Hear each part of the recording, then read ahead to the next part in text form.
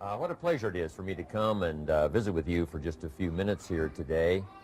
Tell you briefly a little bit about my story and share some ideas that might be beneficial. I've lectured in some high school classrooms in California and Arizona and some universities and colleges, Pepperdine University, San Diego State, Arizona State University. And so I've had a chance to talk to kids that are interested in themselves and interested in their future, interested in America, interested in what they can do with their lives, and listening to stories that might be beneficial. And I don't have a chance to, visit all of the schools and universities around the world, so this is a great chance for me by video to have a chance to tell you my story. Just briefly, let me tell you my story. I grew up in Idaho, farm country.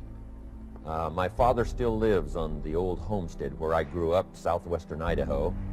He'll be 91 his next birthday, and I'm very proud of him. I went to high school. I graduated. I went to college 1 year. Halfway through my second year, I decided I was smart enough, so I quit. One of my major mistakes. I should have stayed in school. But I thought, heck, I'm smart enough to get a job. And back then I thought, that was it. If you're smart enough to get a job, what else would you need? Found out later, a big mistake. But anyway, I quit school at age 19, went to work. A little while later, persuaded a beautiful young lady to marry me with a lot of fancy promises. And fortunately for me, we got married. A little while later, I started my family. And I'm out there working hard, doing the best I thought I could. But year by year, I kept falling a little further behind. Buying a little more than I could conveniently pay for on time. And the creditors are finally starting to call saying, hey, you told us the check was in the mail. I'm not feeling at all good about that. About age 25, I've got pennies in my pocket, I've got nothing in the bank, and way behind on my big mouth promises to my family, and wondering what could I do to make my life better. I was willing to work hard. That was not my problem.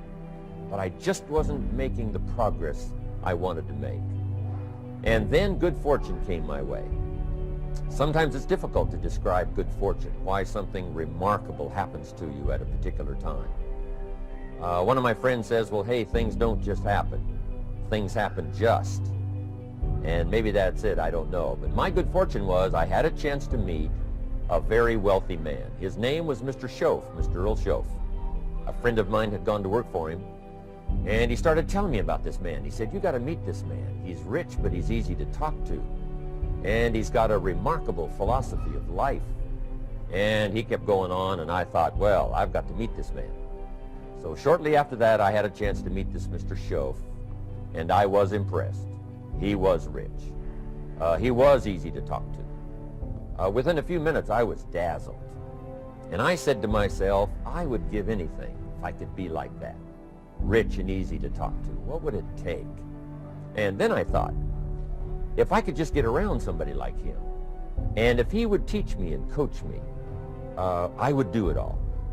And that was my good fortune. A few months later, this wealthy man, Mr. Schoaf, hired me and gave me a job, and I went to work for him, and I spent the next 5 years in his employ.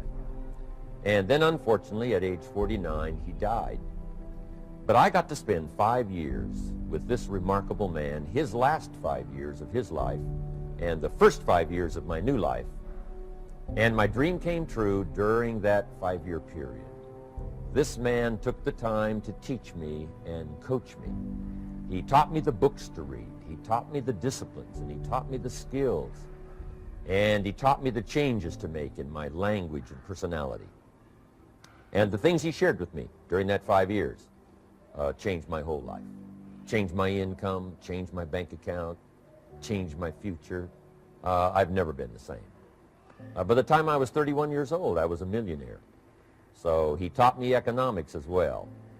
So how lucky can you get to meet the right person at the right time who takes the time to share with you ideas that can change your life? A lot of rich people, right, don't take the time, but he did, and he also had the ability. Some people want to share their experiences, but they don't quite know how to say it. But he had it all, and he used language that I could understand, and those ideas greatly affected my life. I wish he was still alive today. If he was, I'd be calling him today one more time, thanking him for the time he spent with me sharing his life and his experiences that so dramatically affected my life. Then, how I really came to be invited to speak to you today. 30-plus years ago, I was living in Beverly Hills, California. And a friend of mine one day said, "Jim, you've got to come and tell your story to my service club." He belonged to the Rotary Club. And he said, "I know your story. Idaho farm boy makes it to Beverly Hills." But he said, "I know my club members would love to hear your story. Would you come and at our breakfast meeting and tell your story?" And I said, "Okay." So I arranged a little talk, went and shared my story that morning, and guess what? They liked it. And my phone rang. Another club called and said, "Would you come and tell us that story?" My phone rings. Another club calls, said, "We've heard about your story. We have a luncheon meeting. Would you come share your story?" First thing I know, I'm spending a little piece of my time giving these breakfast talks and luncheon talks. And then one day, a man who heard my talk about 3 times said, "Would you come and talk to my management and salespeople?" He said, "I've got this little company going, and he said, if you would spend some time talking with my management and salespeople, I'd be happy to pay you." And I thought, wow, wouldn't that be something? Tell my story and my experiences and get paid? He said, "I'd be happy to." Little did I know, that was the beginning of a whole new, brand new adventure for me in sharing my story in speeches and talks and seminars and lectures. And now this business, become one of my most flourishing enterprises, takes me around the world. I went to many countries just this year, had my largest audience early this year in Spain, 12,000 people, 10 different languages being translated at the same time, the whole audience with the earphones on. It's interesting when you lecture with multi-languages. You know, when you hit the punchline, you know, the Spanish laugh first, and then the French get it, and then finally the Italians get it, and last the Germans finally get it. And then I say, "Hey, the Germans finally got it. I guess we can continue." You know, some languages take longer to translate than other languages.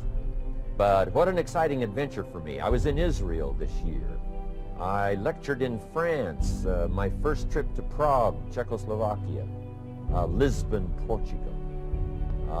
Last year I was in London lecturing. Happened to be there the same night Pavarotti was singing in London.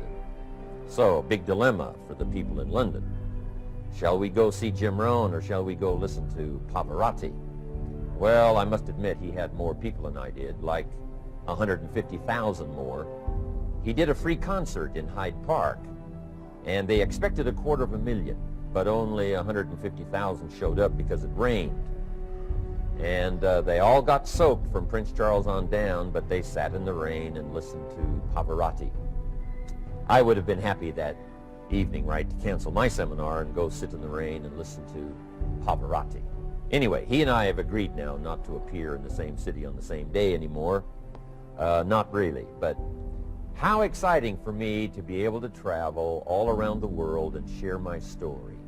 And then especially to have this chance today to come and visit with you. And when I get a chance to speak at a high school class or a university class, I'm always excited about it. I'm limited in time, so I wanted to use this way to come and share my story with you and some ideas that might be helpful in your career for the future, in your now busy life as a student, and then wherever you find yourself in the years to come. Some of the things I'm going to share with you, I want you to remember for a long, long time, because the ideas I want to translate for you drastically affected my life. And if I can share now and affect your life, and you write me a letter or tell me in person someday, "Mr. Rohn, I listened to your video and I watched it carefully, and sure enough, some of the ideas that you shared greatly affected me, and here's what's happened to my bank account, here's what happened to me in school, here's what's happening to my future," that'll give me great, great satisfaction. So the man who shared with me ideas that changed my life, I want to share with you 3 of those basic subjects. When I met him, I was 25 years old. And when I first got acquainted with him, I used a lot of excuses as to why I wasn't doing well. And he said, well, tell me a little bit about your story. And I told him, you know, I was behind on my bills, had pennies in my pocket, nothing in the bank, that I was embarrassed about being behind on my big mouth promises to my family. And then he gave me one little simple phrase that really forever changed my life. And here's what he said. Mr. Rohn, if you want the future to change for you, you've got to change. And he said, if you don't change, the next 6 years of your life is going to be just like the last 6. You'll still be behind on your bills. You'll still be behind on your promises. But then he gave it to me in the form of a promise.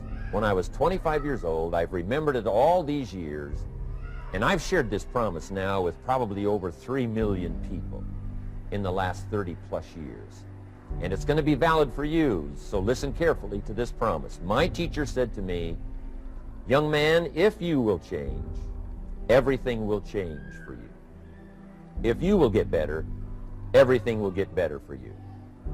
What a clear message that was for me. He said, if you'll change your philosophy, if you'll change your habits, if you'll refine your thinking, if you'll change and accept some new disciplines, if you'll turn the corner where you've been in the past, go for a new life for the future, he said all kinds of remarkable things will happen for you if you will change. Before I met Mr. Schoaf, I used to cross my fingers and say, I sure hope things will change.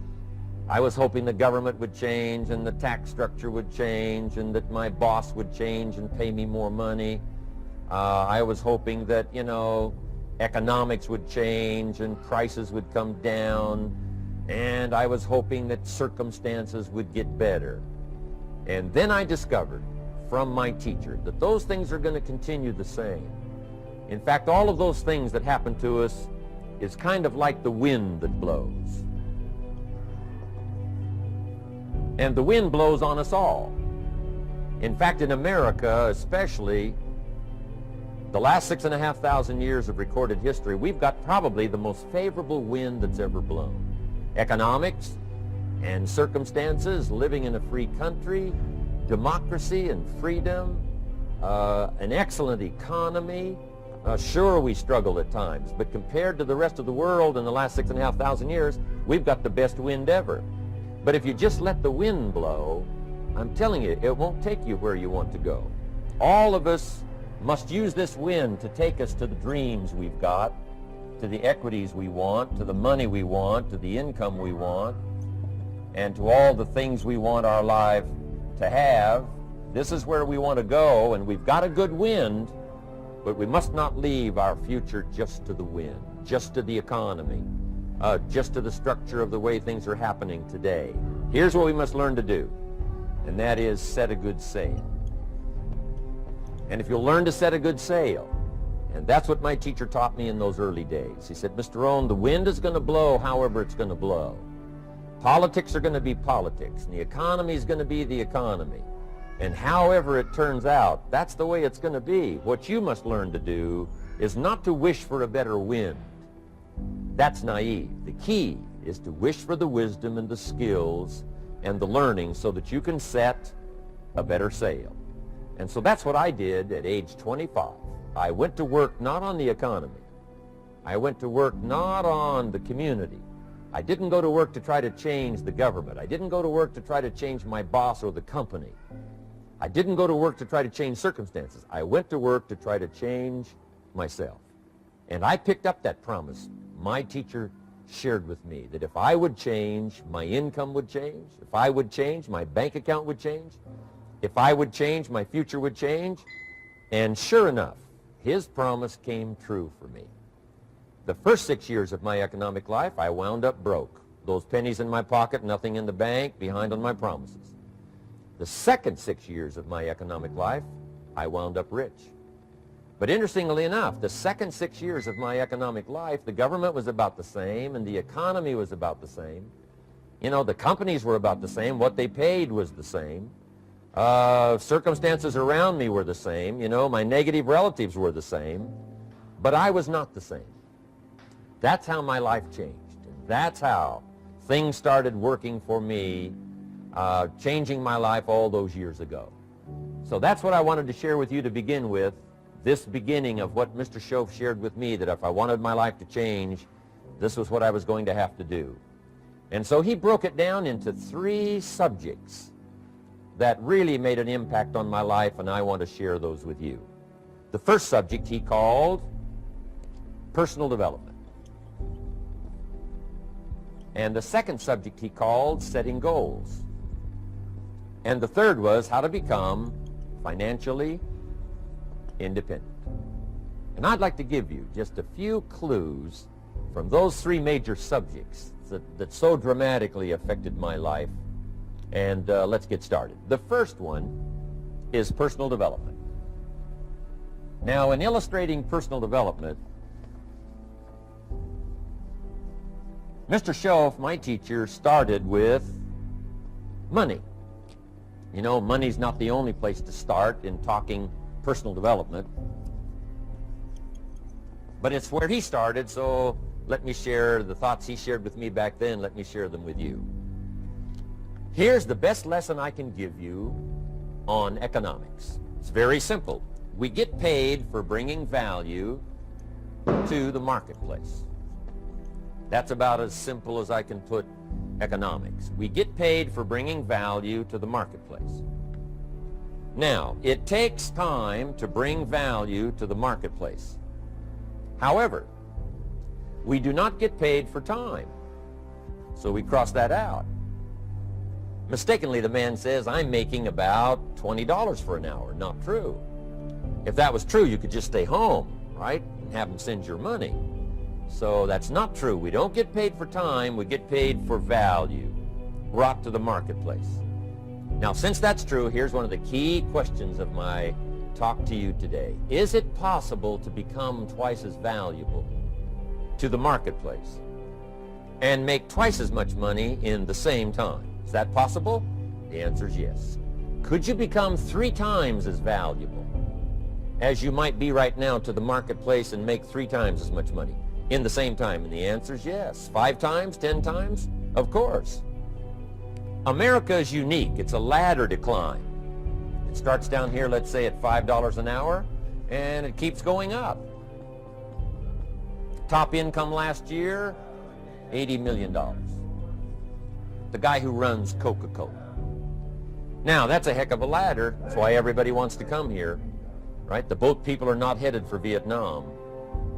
People haven't plotted and schemed for 50 years saying if I could just get to Poland, everything would be okay. Not true. Everybody wants to come to America. And the reason is because we've got the best wind ever blowing in our favor. We've got the best economic opportunity anybody's had in 6,500 years. And all you have to do is understand it and take advantage of it. Now, there's some key questions to ask here. Why would the marketplace pay someone only $5 an hour? Very simple answer. They're not very valuable to the marketplace. Now, we must underline to the marketplace. This person might be a very valuable brother, yes. Member of the family, valuable, yes. Valuable member of the church, of course. Valuable citizen of the country, yes. Valuable in the sight of God, no doubt. We're all of equal value in the sight of God. But if you're not very valuable to the marketplace, you don't get much money. You say, well, it shouldn't be that way. Well, then you got to start your own country. You know, this one's been in process for 200 years, and this is the best we've been able to come up with so far. But here's the key. You don't have to stay here. Now, there was a big debate in Congress last year that this $5 was not enough, should be 6, should be 6, should be 6. But we don't need legislation. 6 is already on this ladder. The next step up. You know, if you work for McDonald's, they'll pay you $5 an hour to take out the trash. If you whistle while you take out the trash, they'll pay you $6 an hour. So we don't need that legislation. You just need to take lessons on how to whistle. Have a good attitude. Now, as you begin to climb this ladder, why would the marketplace pay some people $50 an hour? Answer, evidently, they must be more valuable to the marketplace. 10 times more valuable. And is that possible for someone to be 10 times more valuable and earn $50 an hour instead of 5? And the answer is yes. That's what America is all about. Now, why would the marketplace pay some people $500 an hour?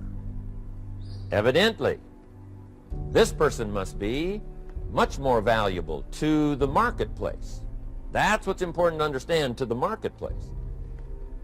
And would the marketplace pay one person $80 million for 1 year's work? And the answer is, of course. If you helped a company make $1 billion, would they pay you $80 million? I'm telling you, it is possible. And that's why America is so exciting. That's why this financial ladder is so exciting. It's possible for all of this to come true for all of you, no matter where you start. As a student in school, just getting started out there in the workplace, this is all possible for you. Now, Mr. Schoaf gave me the clue on how to climb this ladder as high as I wanted to climb. Now, we're talking primarily economics here. There's a lot of other ways to become valuable to your family, valuable to your friends, valuable to the community, valuable to the team, right? Valuable to the team effort, valuable to the concert. But here's what he said to me.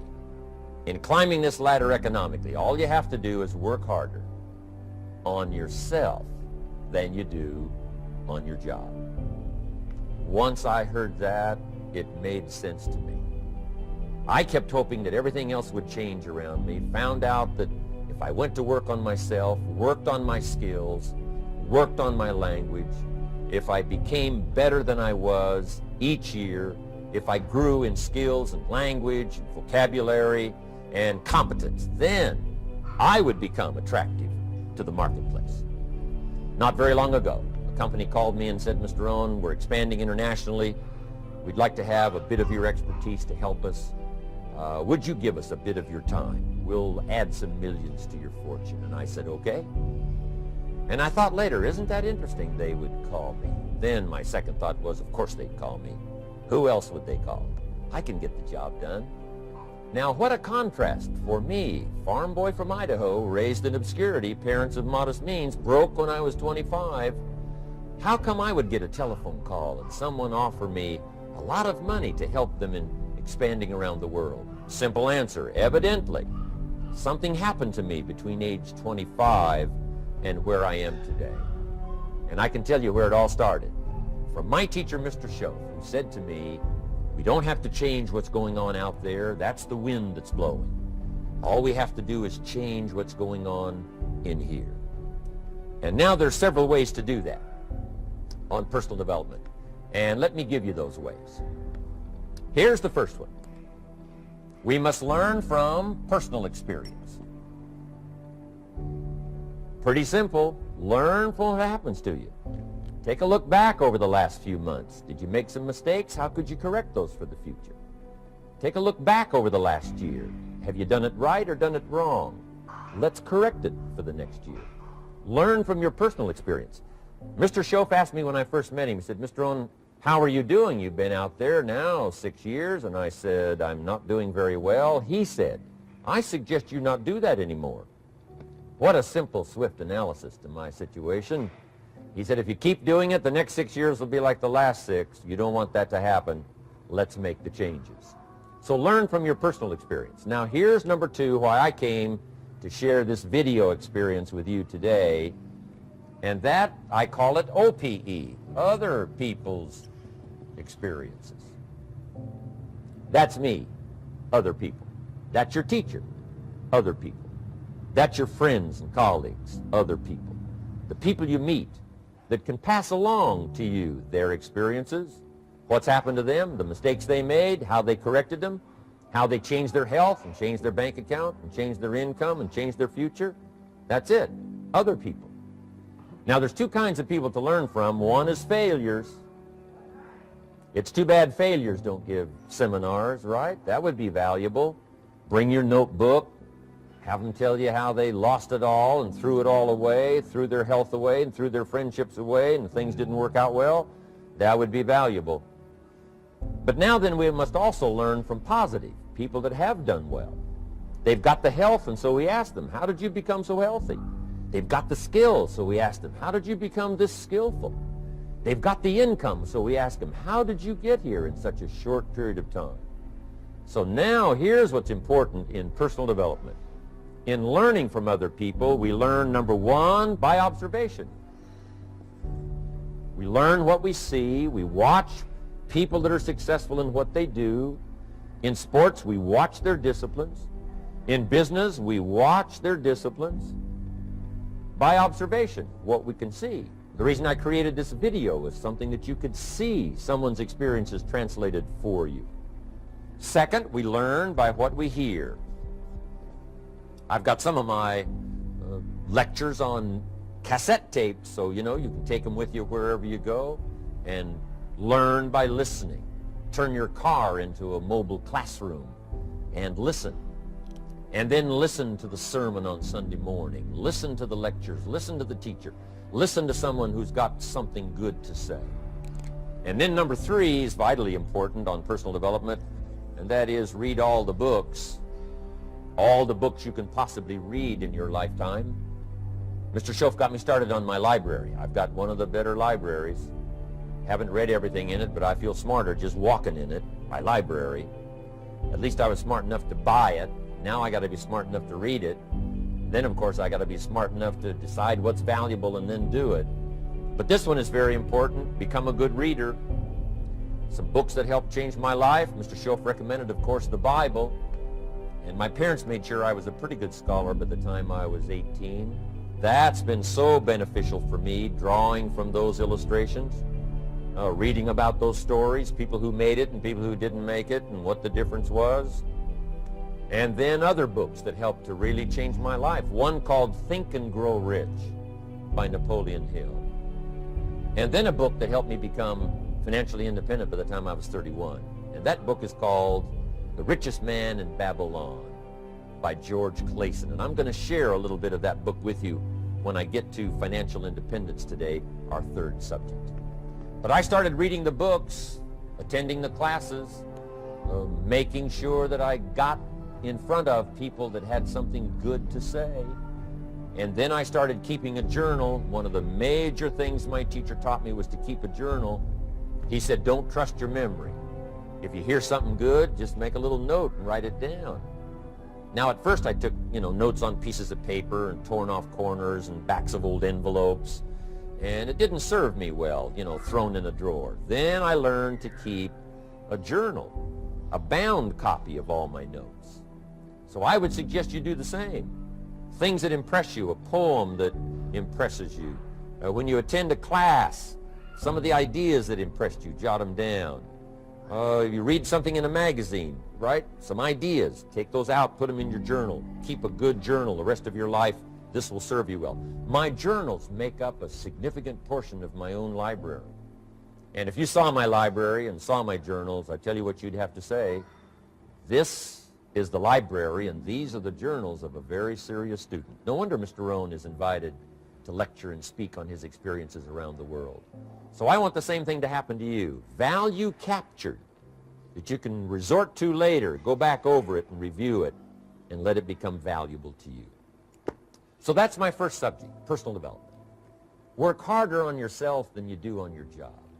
Develop the skills. Learn the lessons. Take the classes. Absorb all that is being taught to you these days. And then later on, of course, you can sort it out, what's valuable to you and how to refine it for your business and for your life and for your future. But the main thing is to get it and start this process of personal change, personal development. And let me say it one more time. If you will change, everything will change for you. You'll never be the same. You'll keep growing. As you look back on a few months, look back on a few years, you won't believe the progress you can make economically, your relationship with your family, your friends, and whether you're in sports or economics or whatever. I'm telling you, that whole process of committing yourself for personal change, personal value, can really make your life unique and worthwhile. Now let's cover the second subject, on setting goals. Mr. Schoaf gave me some tips on setting goals that changed my life forever. And I want to share those with you.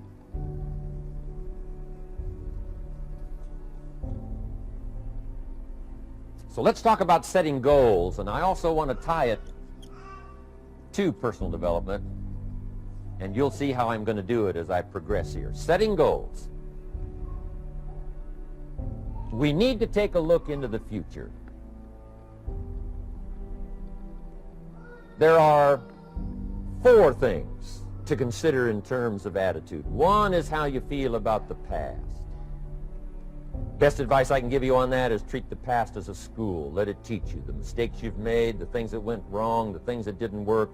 Don't use the past as a burden to carry, and don't use the past as a club to beat yourself to death. Past losses, past failures, past mistakes. But let the past be a school. Tough school maybe. We've all been through some tough stuff.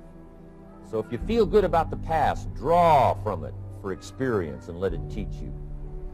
Then next is how you feel about the future. We've got to have the future well designed. The future is called the promise. And here's what we teach in our leadership series. The promise of the future can be an awesome force for your own future. The promise of the future, designing the future. There's 2 ways to face the future. One is with apprehension, and the other is with anticipation.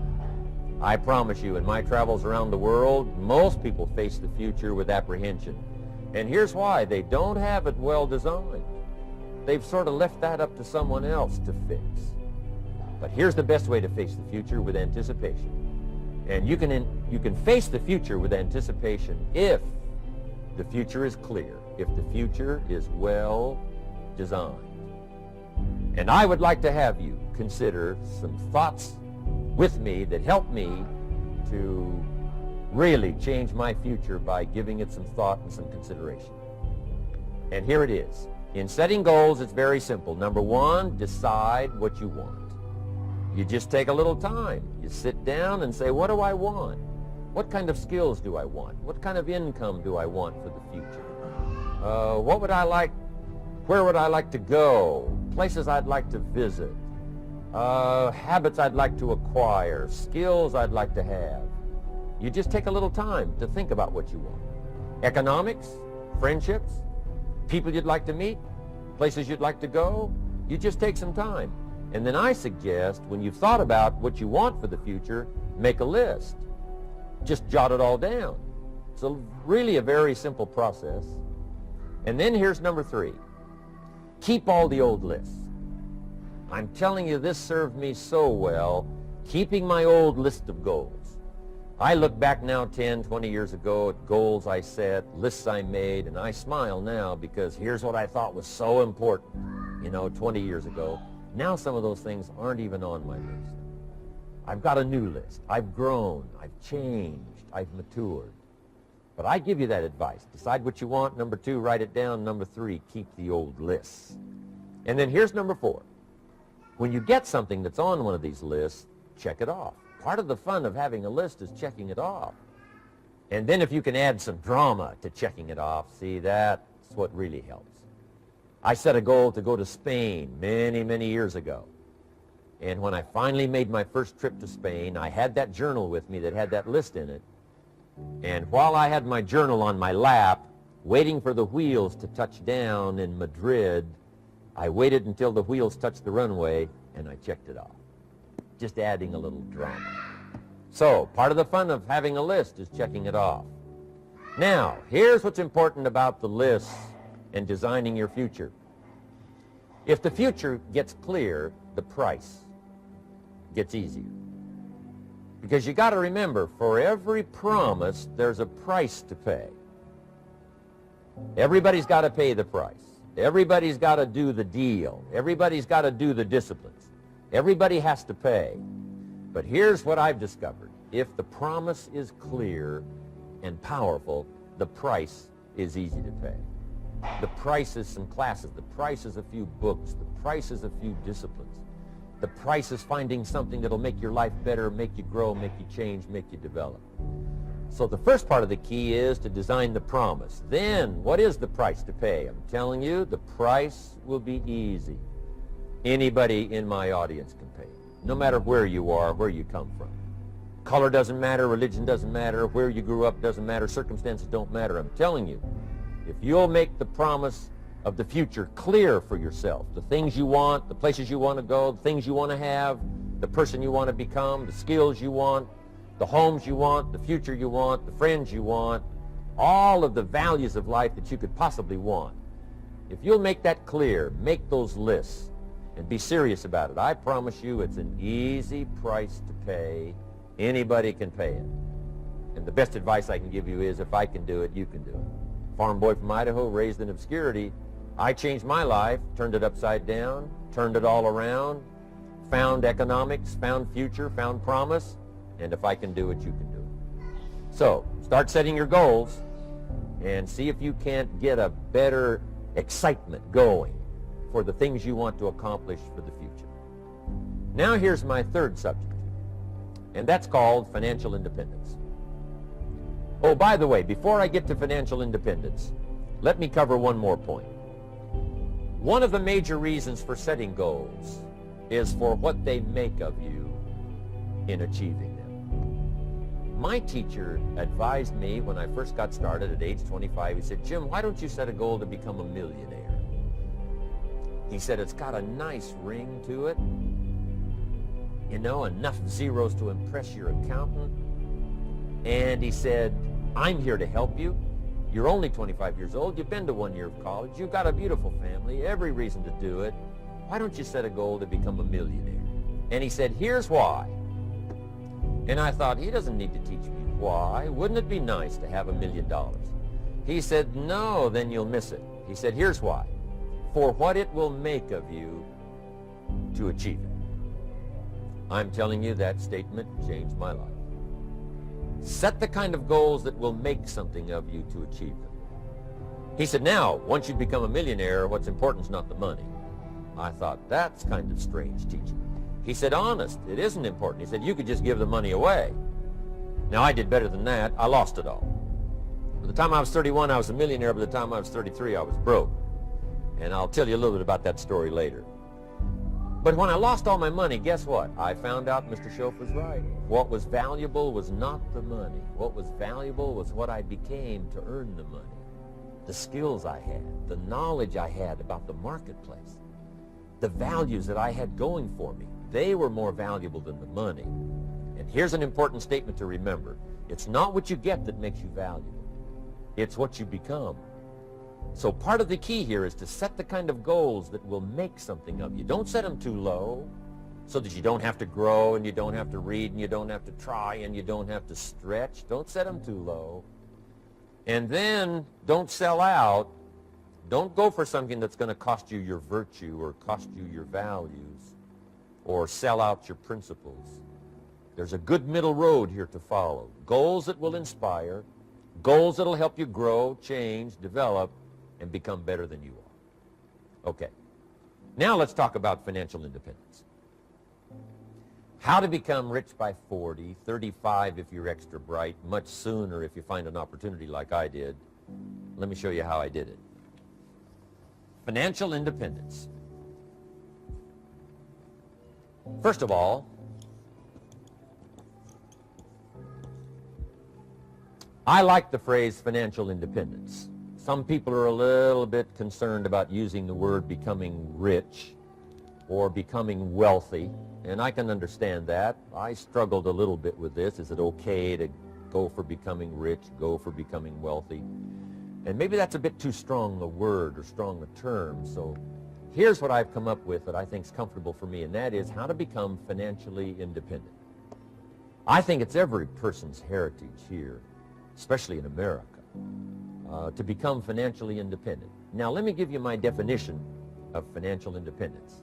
Financial independence is the ability to live from the income of your own personal resources.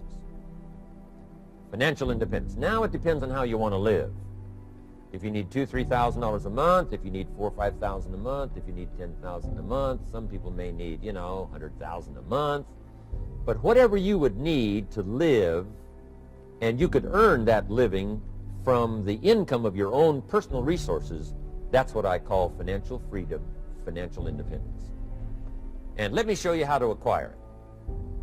If you start at age 15, Between ages 15 and 35 is 20 years. And in my personal opinion, based on my own studies and my own experience, 20 years, in my opinion, is enough time to become financially independent. If you're not, you don't live in the wrong country. Probably what's happened is you have the wrong plan. And it's easy to be a nice person with the wrong plan. I found that when I was 25 years old. I was broke at age 25, and I was a nice guy. You would have liked me. But I'm telling you, my plans up until then, especially my financial plan, left me broke. I totally changed it the next 6 years, and I became financially independent. So I know what I'm talking about. It is possible in a reasonable amount of time, 15 to 35, whatever, 20 years time, enough time. You can do it in a much shorter period of time, like I did if you want to. But this was a reasonable enough time. But here's number one. First of all, you got to have the right philosophy. Philosophy is our ability to gather knowledge and sort through it and decide what's valuable. To develop a philosophy about life, a philosophy about our health, a philosophy about our family relationships, a philosophy about economics. And if you develop the right philosophy, that's what helps to set this sail so that in 6 years it takes you where you want to go, instead of winding up like I did that first 6 years of my economics, broke, no money, empty bank account. The right philosophy. Now let me give you a couple of philosophies to consider. Here's the first one. It's called the philosophy of the poor. And here it is. Poor people usually spend their money and invest what's left. That's the philosophy of the poor. Now here's the philosophy of the rich.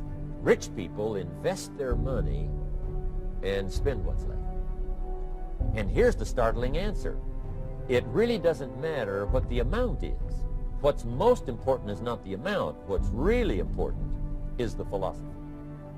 So I would ask you to adopt this philosophy of spending after you have invested. Invest first, then spend. And I've got a little formula that I'm going to share with you. Now, what should a child do with a dollar? I mean, there's a lot of debate going on, I'm sure, across the country on what a child should do with a dollar. Here's one opinion. It's only a child and it's only a dollar. What difference does it make? Well, in my opinion, it makes all the difference in the world. A person's economic future starts with a child with a dollar. Somebody says, oh, no, you're only young once. Let him spend it all. Well, when would you hope that would stop? Somebody says, well, wait till he's 50 and broke like me, and then he'll learn. Well, no, we don't want to wait that long. If I would have known earlier than age 25, I would have changed. In high school, if they would have had classes called Wealth 1, Wealth 2, I'd have taken both classes. I would not have waited until age 25. So, the earlier the better. So, what should a child do with a dollar? Here's the simple premise to begin with. Don't spend it all. And if a child wants to spend the whole dollar, you got to say, hey, don't spend it all. Don't spend it all. They'll say, why not? It's my dollar. I earned it. You say, I know you earned it, but don't spend it all. They'll still say, why not? Say, let me show you why not. So you put them in your car, take them to the other side of town, and show them where people live that spend the whole dollar. Just drive them around. Kids learn best by visual. Just drive around and say, would you like to live here? Kid says, no. Would you like to live like these people live? Kid says, no, no. Then you can't spend the whole dollar. So, kids will get the message. So, take them to the other side of town and show them around, unless you already live there, and then just show them around. Anyway, don't spend the whole dollar. Now, let me give you my best view of what to do with the dollar. And I promise you, if you started at age 15, now if you're over 15, right, you've still got plenty of time. You still got 20 years. If you're 30, you've still got 20 years. I mean, you still got plenty of time to start what I'm about to share with you. What to do with a dollar. Here's my first bit of advice. Never spend more than 70 cents. Never spend more than 70 cents. Now, you got to pick some number, and the number you pick is going to be determined by your philosophy. It's going to be determined by what you've been taught or your experience teaching yourself. When I first met my teacher, Mr. Shove, I was at about 110% of each dollar. You know, I'm down at budget finance, hawking my furniture and my car one more time. And then I learned a whole better formula for financial independence. Number one, don't spend more than 70 cents. Now, kids say to me, well, okay, what do I do with the other 30 cents? And here's what I teach them. 10 cents for charity. Charity or church or helping people that can't help themselves. 10 cents to support worthy projects. Projects that you feel good about. 10 cents out of every dollar. It's called being generous with part of what you've taken out of society.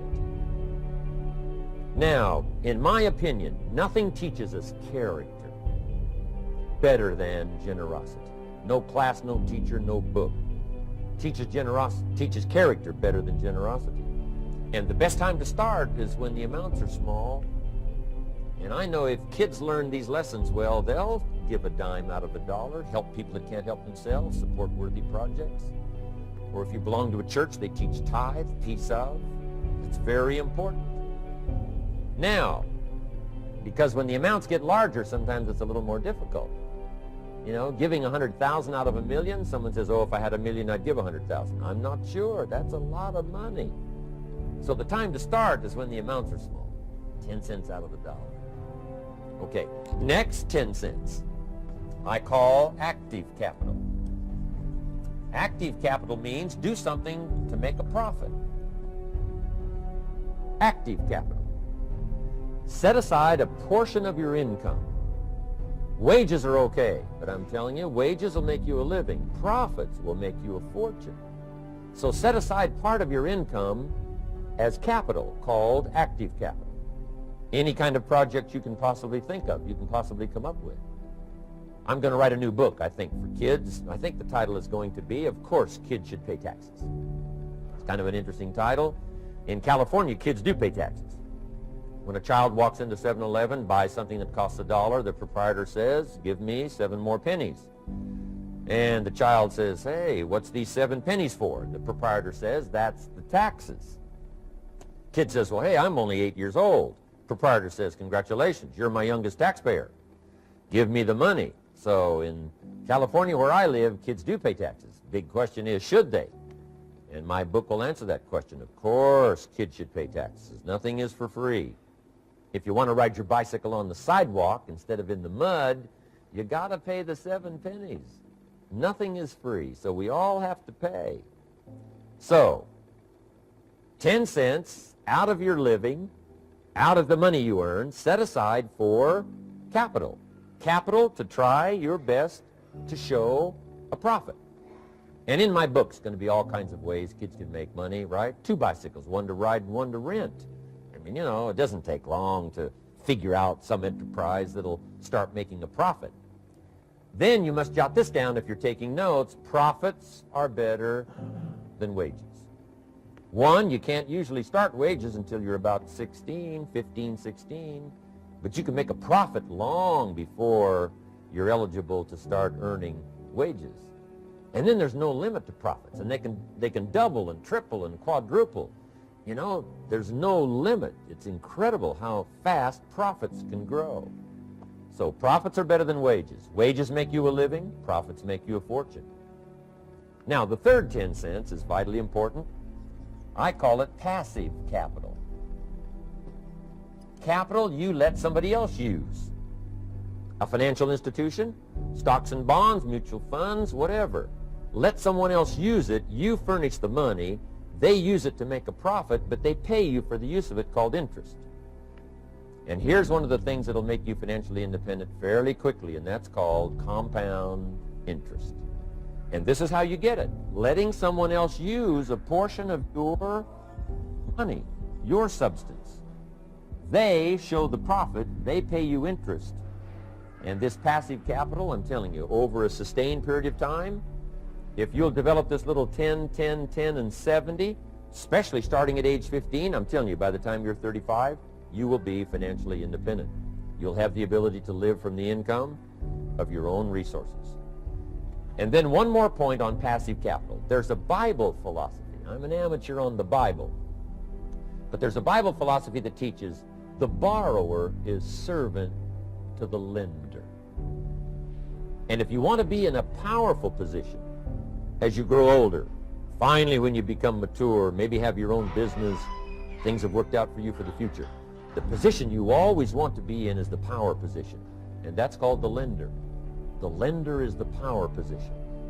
So if kids learn early enough, and then you ask them what they'd like to be when they grow up, I'm telling you, once they understand, they'll say, well, one of the things I want to be is one of those lenders. That's the power position, not the spender. No, you'll be pitied the rest of your life if you just become a spender. You got to become a lender. And I think this is the one formulas to follow. 10 cents out of every dollar. Let someone else use it. Be the lender, power position. Then try to show a profit.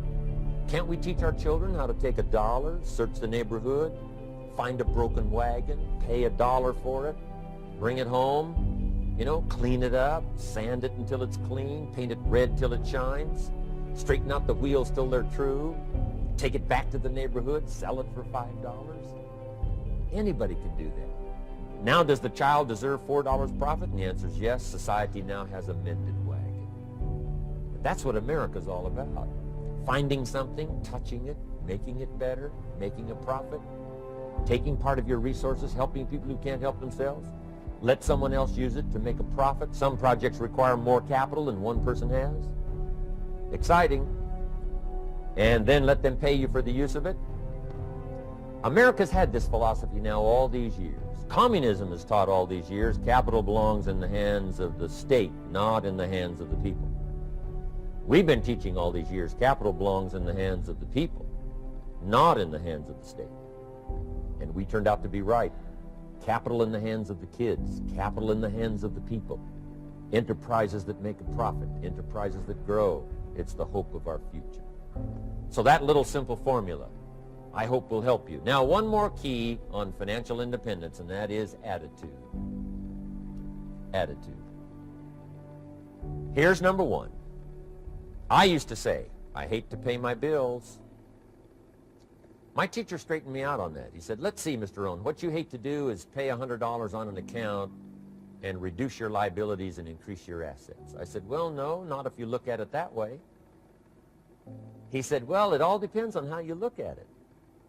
So wouldn't you love to pay your bills, reduce your liabilities, increase your assets? You've got to have that kind of attitude. I found out the same attitude about taxes. I used to say, I hate to pay my taxes. And Mr. Shove said, well, that's one way to live. But don't you understand? Taxes is how we care and feed the goose that lays the golden eggs. Wouldn't you want to do your share? Someone says, yes, but the goose eats too much. Probably true. But hey, we all eat too much. We all need to go on a diet. Better a fat goose than no goose. So I finally became a happy taxpayer. Now, I think taxes are too high, so I'm working to get taxes lowered for our economic future. But then whatever they turn out to be, I gladly pay and do my part, because that's what makes the whole system run, each of us doing our part.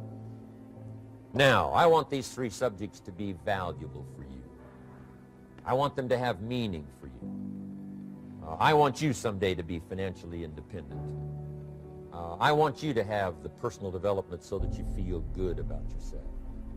If I had a chance to meet you someday, I'd like to have you show me the list of goals that you got started and say, Mr. Rohn, here's some I've already checked off. Here's the books I'm reading. Here's what's happened. I'm developing the skills. I'm better this year than I was last year. I've got more self-confidence. My skills are developing. That's what I want for you, and that's why I took the time to come and share in this video message with you.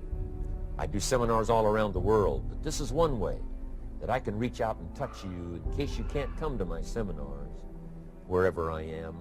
Maybe this video will reach you somewhere, and it'll have an impact on your life. And what I'd like to do is later hear about it, a letter, phone call, or to have a chance to meet you in person. And now I'd like to leave you with these 4 questions called questions to ponder. These questions were valuable for me, and I want to make them valuable for you. Here's the first one, why? We all ask why we should work this hard, why take that many classes, Why go to school that many years? You know, why take the notes? Why read the books? Why work that hard? Why put yourself through the push-ups and the disciplines? Why? Good question, why? Best answer to why, I think, is the second question. Why not? Why not see how many books you can read, how many classes you can take, how many skills you can develop? Why not see how valuable you can become to the marketplace, to your friends, and to your family? Why not see what you can make of yourself? Why not see how far you can go, how much you can see, how much you can earn, how much you can share? Why not? That's the heritage all of us have, in America especially, is to see what we can make out of our lives now that we've been given this extraordinary opportunity. Now, my third question I'd love to ask you in person. But since I can't do it in person, I want to ask it of all of you. But I want you to take it personally. And my third question is, why not you? Why not you? With good self-esteem. Why not you starting to change and setting goals? Why not you starting to make progress toward financial independence? If I can do it, you can do it. I wished I had a lot more testimonials here today besides mine. A whole steady stream that would come by and tell you their story. Someone who started with nothing, finally run a big enterprise. A mother who was on welfare, now she owns her own business. In addition to my story, I wish I had a lot more.